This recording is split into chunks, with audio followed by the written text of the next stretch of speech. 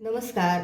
माया जाधव किचनच्या नवीन व्हिडिओमध्ये आपल्या सगळ्यांचं पुन्हा एकदा मनपूर्वक स्वागत आहे. आज आपण अगदी झणझणीत, चमचमीत, तोंडाला पाणी सुटेल असं गावरान पद्धतीनं वांग्याचं भरीत बघणार आहोत. आपण वांग्याचं भरीत करणार आहोत, तर त्यासाठी हिरव्या रंगाची कुडची या जातीची आपण वांगी वापरलेली आहे. जास्त कोळी किंवा जास्त दूर न घेता मध्यम अशी मी 3 वांगी घेतलेली आहेत. तर ते आपण अगोदर तेल लावून भाजून घेणार आहोत. त्या सगळ्या वांग्यांना आपण अगोदर तेल लावूया. थोडंसं तेल लावलं की ते सोलताना अगदी व्यवस्थित त्याची साल निघून येते, म्हणून आपण थोडंसं त्याला तेल लावणार आहोत. आणि तेल लावून झाल्यानंतर त्याला आपण टोचा मारायच्या आणि नंतरच गॅसवर एक जाळी ठेवून आपण ती भाजून घेणार आहोत. तेल लावलेलं आहे, आता आपण टोचा मारूया.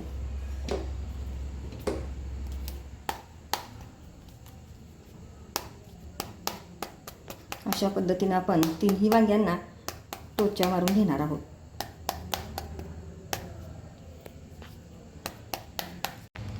गॅसवरती मी अशा पद्धतीने जाळी ठेवून ही सगळी वांगी भाजून घेणार आहे.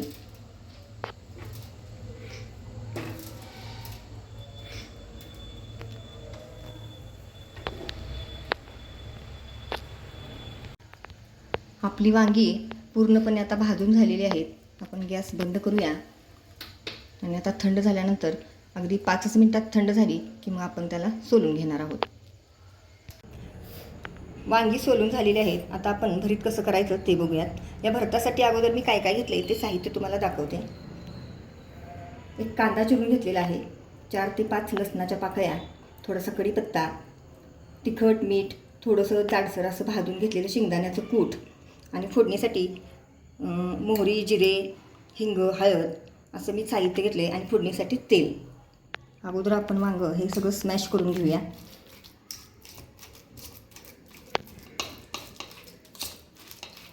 तुम्ही हातानेही करू शकताय. आणि आता ह्या स्मॅश झाल्यानंतर या वांग्यामध्ये आपण हा कच्चा चिरलेला जो कांदा आहे तो घालूया.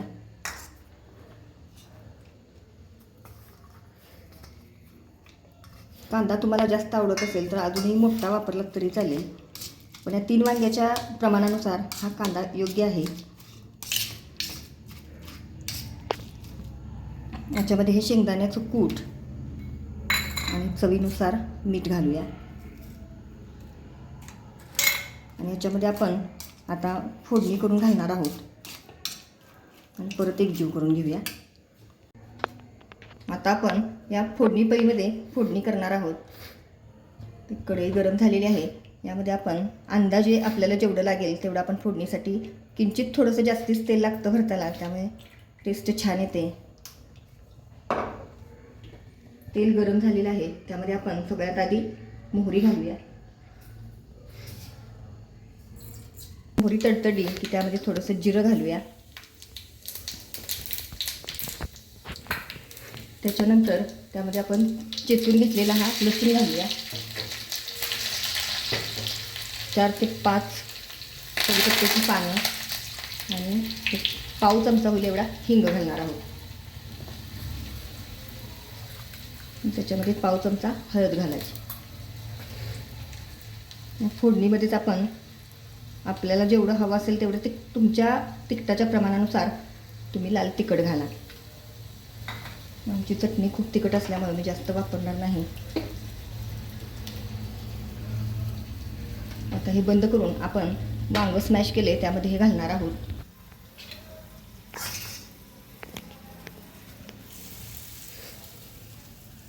आता हे सगळं आपण एकजीव करून घेऊया.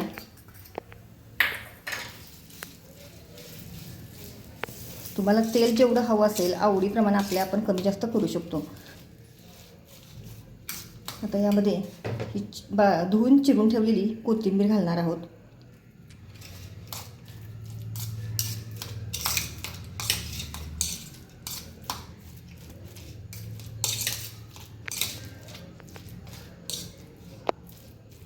सध्या उन्हाळ्याचे दिवस चालू आहेत, तर आपल्याला कुठलीही भाजी खावीशी वाटत नाही.